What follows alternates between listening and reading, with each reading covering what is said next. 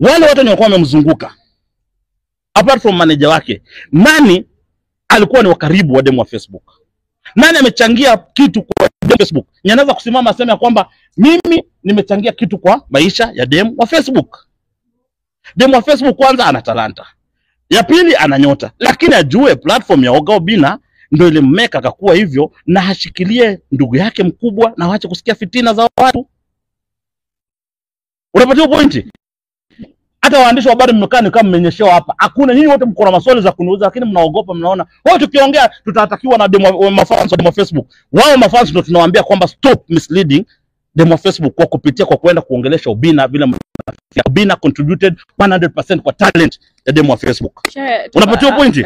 Nyinyi mnasimama asubuhi mnaanza kuongea, "Oh, kasi nani Obinna akwenda kwa birthday ya baby, akwenda kwa birthday." Mnasahau hii ni biashara bro. Ile birthday imefanywa na kampuni tofauti ambayo sio kampuni ya nani? Ya Oga Obinna. Hiyo ni brand tofauti ambayo sio brand ya Oga Obinna. Oga Obinna ndio mtu wa kwanza kusimama Kisumu na kusema kwamba demo wa Facebook birthday yake ni next week na mimi nataka kumfanyia, nataka kufanya nini? Nani alifanya birthday mara ya kwanza?